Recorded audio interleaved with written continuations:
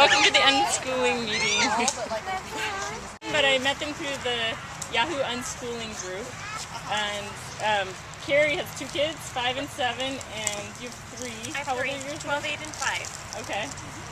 And they're gonna basically, they're both attachment parenting, or? Okay. Yeah. Both came from attachment parenting roots, and probably still do attachment parenting. And basically we're just gonna do a Q&A where we ask them any questions you have on unschooling. And the first one I'd like to ask you is, what is unschooling, and how did you guys both become interested in it?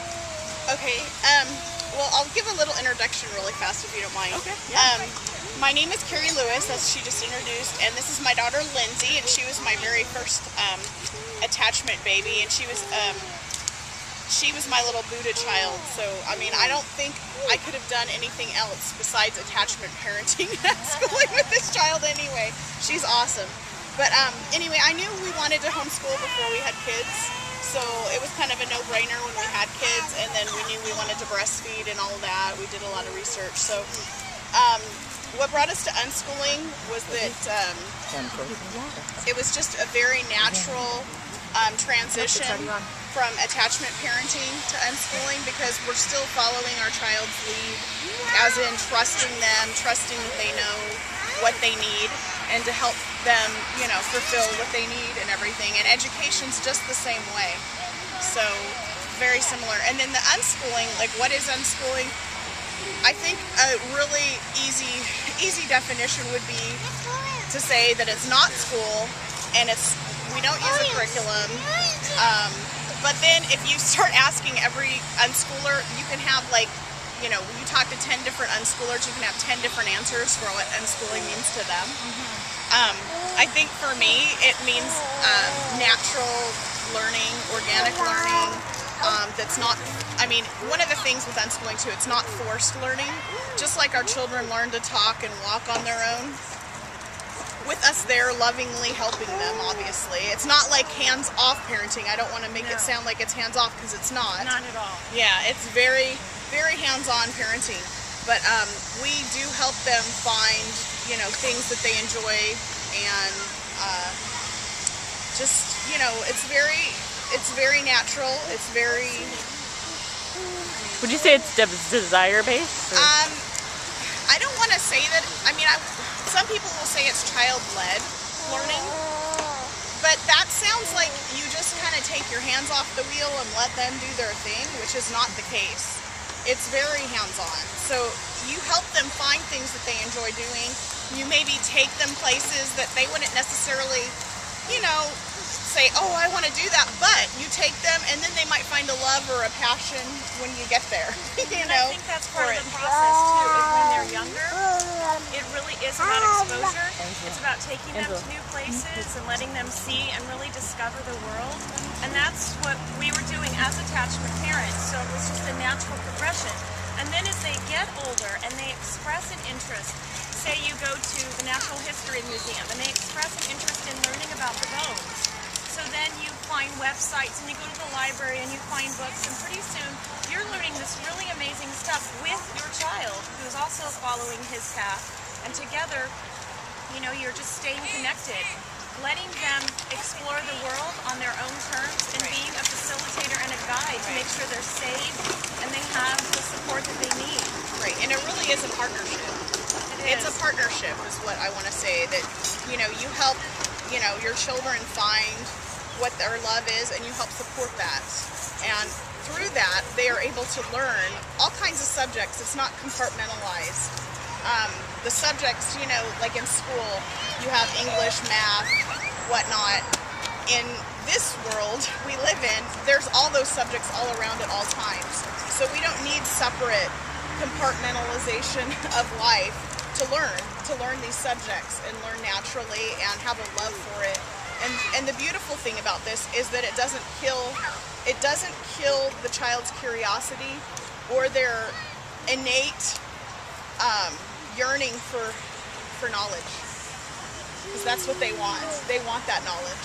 And I think when we start forcing education and when we start, you know, coercing and all of that, it sort of shuts down and kills that natural desire to want to learn and want to you know, test out the world and see what it's all about, you know. So, do you want to say more about like how you came here? Yeah, I'm Paige. I have 3 boys, 3 wild and crazy, wonderful boys, 12, 8, and 5. And we came to attachment parenting from Relate-to-Leak. I think it's sort of, you know, a natural transition. You have your baby at home. That was the case for me. You breastfeed your baby for a long time. You're not worried about when they're potty training. Everything just starts sort of happening naturally on this continuum. Each child is different, and you just follow their lead and trust that they're following their natural instinct. So first we jumped both feet straight head forward into homeschooling, and I had no idea what that meant. Oh my God, we're like rebels, we're homeschooling, oh my goodness. And then from there I started realizing we're so relaxed, we're not really doing anything. Should I be worried? And then I discovered unschooling and found out on the contrary, I shouldn't be worried, I should be excited because I'm following my children's lead. And I say that for us, unschooling is letting learning happen, not obstructing it with artificial constructs for what they should be learning on some educator's timetable. My child may have things that he's excelling in because he's naturally driven, and you may have things he'll pick up later. And that's okay, because everybody in the world, all of you all have gaps in your quote-unquote education, but you're not worried about it, are you? So I'm not worried about it for my kids either. And not to mention, if they want to do something, say they do want to become a doctor or a lawyer or whatever they want to become, they can do that. They can just, if they want to do that, they're going to seek the information and get it and do it. And, you know, we just have to be there and trust that, you know, that they will do whatever is what they're inclined to do. Whatever their love is, whatever. In fact, this way I think, you know, people, you know how people get sometimes stuck in a career that they don't really love or don't really like, and they're just not happy, but they did it because their mom wanted them to do it, or their family wanted them to do it, or somebody else, you know, they thought maybe it was a good idea. I really think with unschoolers, they really do have the luxury of finding their passion, finding their love. I mean, I've seen so many grown-up unschoolers find their passion and love, and they're just very happy people because they get to go out and find what they love, and they get to do it, whether it lasts for a short time or it lasts a lifetime. You know, I mean, we all move on from things sometimes. We finish, you know, whatever we needed to get out of something. So true. And, you know, that happens for our kids too, you know. What would you say is a typical day of unschooling, or a recent day you've had in unschooling? Well, there's so many. Every day. I mean, Saturday, Sunday, holidays too. You know, every day, every single day my kids are learning something. I don't think any day is typical either. No, it's... That's one thing too. It's every day can be a little different. I mean, we have our down days where we hang out at home and we're baking or we're cooking. But even then, you know, with cooking, you have fractions and you have like, you know, math and degrees and temperature. So you have, you know, we can talk about science, we can talk about math, we can talk about numbers. So I mean, everything we do is a learning opportunity. We just have a very open rhythm. So some days we have a structured field trip that we have to get to. Like this week we have a Buddhist temple tour in Hacienda Heights. So we've got to get there at 10 o'clock in the morning, which will be a struggle for us, but we'll get there. And we'll have to follow the tour, and a great lunch follows. And then maybe the next day we'll all sleep in till 11 and have scrambled eggs for lunch, and we'll talk about maybe where the eggs came from, and all sorts of conversations come up when you're unschooling.